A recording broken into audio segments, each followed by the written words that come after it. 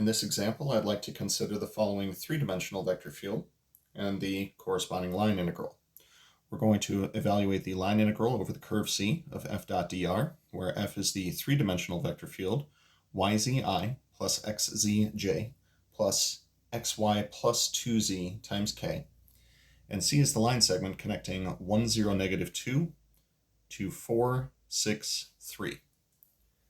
Now we're actually going to try this one out two different ways. First thing I want to do is check to see, is the vector field conservative? If it is conservative, we can find our generating function and simply plug in the bounds that we see here. Now to check to see if it's conservative,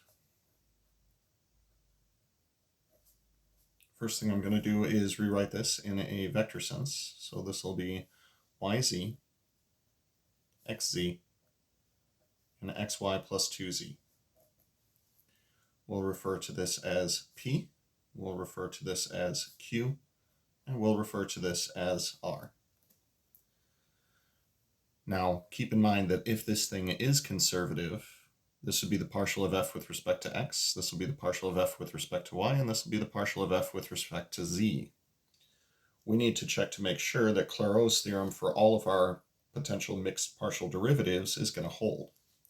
So the things that you'll need to check is the partial derivative of p with respect to y equal to the partial derivative of q with respect to x.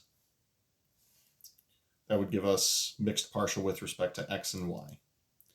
Then we'll also take the partial derivative of p with respect to z and check that against the partial derivative of r with respect to x. That'll give us the second mixed partials with respect to x and z. And finally, the partial derivative of q with respect to z. We'll compare that with the partial derivative of r with respect to y. That'll check to make sure that the mixed partials with respect to y and z are equal to each other. So let's fill in these partial derivatives. Partial derivative of p with respect to y, that would be z. Partial derivative of p with respect to z, that'll be y. Partial derivative of q with respect to x, that'll be z. Partial derivative of q with respect to x, with respect to z, that'll be x. Partial derivative of r with respect to x, that'll be y. And the partial derivative of r with respect to y, that'll be x. So all three of our tests hold, which means that this is a conservative vector field. Once we verify that it is, we are going to find f. Now what we know is that the partial derivative of f with respect to x is going to be yz. The partial derivative of f with respect to y is going to be xz. And the partial derivative of f with respect to z is going to be xy plus 2z. You're allowed to start with any of these, and we're going to go through a similar process as what we did for two-dimensional vector fields. We just have 3 steps to do instead of 2. Arbitrarily, I'm going to start with this guy right here. So partial derivative of f with respect to x is going to be equal to yz, which lets me know that f is going to be equal to, I just said yz and wrote xz, my goodness. So this will be the integral of yz dx. Integrating with respect to x will give me xyz, and during that integral, both y and z would have been treated as constants. So instead of a plus c, we'll be bringing in a function of both y and z. Next, we'll be differentiating this and comparing it to either partial derivative of f with respect to y or partial derivative of f with respect to z. I'm going to differentiate with respect to y. So partial of f with respect to y will give me, this term will become xz, and this term will become the partial derivative of g with respect to y. We're going to compare that to what partial of f with respect to y is supposed to be equal to, and that's xz. Subtracting xz from both sides lets me know that the partial derivative of g with respect to y is equal to 0. If I anti-differentiate this with respect to y, I will get g of y and z. However, during this integral, we are going to be treating z as though it's a constant. So when I anti-differentiate, I'm going to get h of z. Plugging that back in up here, this lets me know that my function f is now xyz plus a function of just z. We've taken out the fact that there cannot be a y in here. I'm then going to differentiate this again with respect to z. So differentiating with respect to z is going to give me xyz will become xy. And because this is now a function of only one variable, this will become an ordinary derivative of h prime of z. I'm going to compare that to what the partial of f with respect to z is supposed to be equal to, and it's supposed to be xy plus 2z.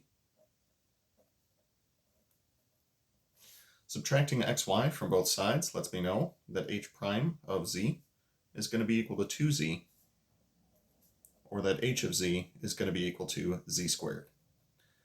Now, because we're using this for a line integral, our potential function doesn't necessarily have to have a plus c attached to it, which is why I'm going to be using the function xyz plus z squared. If you take the gradient of this, you can verify that the gradient is equal to our original vector field. Now, because we were able to successfully find this, we'll recopy down our potential function. F of xyz is equal to x times y times z plus z squared. This means that the original line integral is going to be equal to f evaluated at our terminal point minus f evaluated at our initial point. I'm going to flip back just to check to see what were our terminal point and initial point. So 4, 6, 3, that was our terminal point. And 1, 0, negative 2, that was our initial point. 1, 0, negative 2. Let's go ahead and plug these in, see what we get. So this will be 4 times 6 times 3 plus 3 squared minus 1 times 0 times negative 2 plus negative 2 squared. 4 times 6 times 3, that's 72, plus 3 squared is 9. Squaring the negative 2 will give us 4, that's 0, so this will be minus 4. Final answer for this one is going to be 77. Now, with all of that in mind, I do want to try this without recognizing that we were dealing with a conservative vector field and see if we wind up getting the same stuff. So now that we're done with this, let's parameterize C and see if we can do this as we would for a typical line integral. Now we have the line segment connecting 1, 0, negative 2 to 4, 6, 3. So x is going to be equal to starting point 1 plus change in x times t. Y is going to be starting point plus change in y times t. Z is going to be starting point plus change in z times t. Simplifying each of these, this will give us 1 plus 3t, 6t, and negative 2 plus 5t. Automatic bounds on t. T will go from 0 to 1 using this parameterization.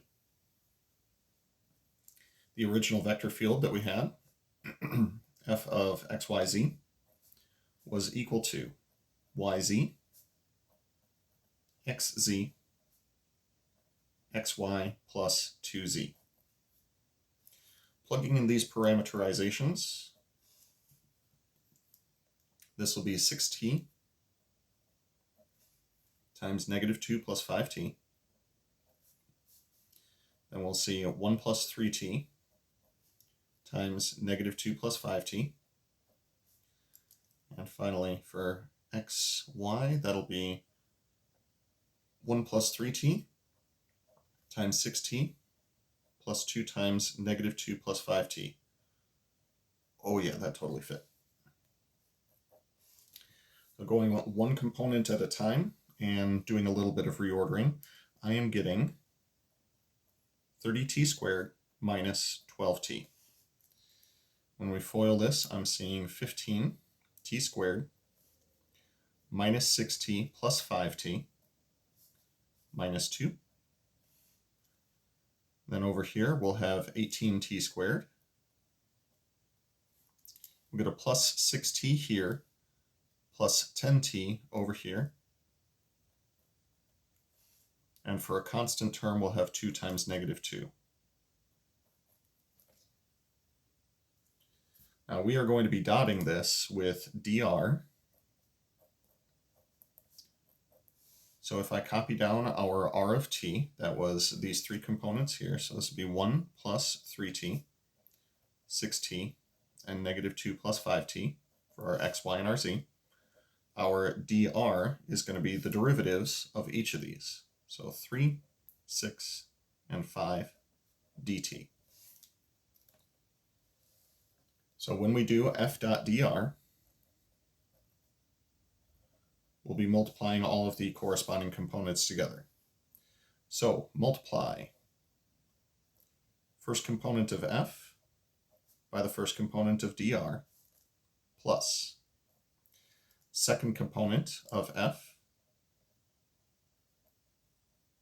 times second component of dr, and the third component of f,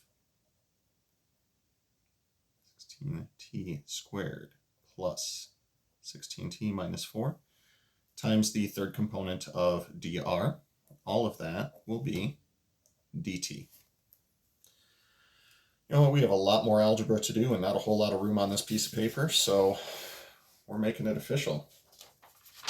First thing I want to do is copy down my stuff from the previous page. Oh yeah, making that work. So once again, f dot dr is going to be equal to, let's distribute 3 times, that'll be 90t squared minus 36t. Distribute this 6, this will be plus 90t squared minus 6t minus 12. And distribute that 5, we'll see 90t squared plus 80t minus 20. I wonder if it's a coincidence that they all started with 90t squared. Spoiler alert, it's not. So combining our t squared terms, 90t squared plus 90t squared plus 90t squared is going to be 270t squared. Combining our t terms, we have minus 36t minus 6t, that's negative 42t, plus 80t, I believe that's going to wind up with plus 38t.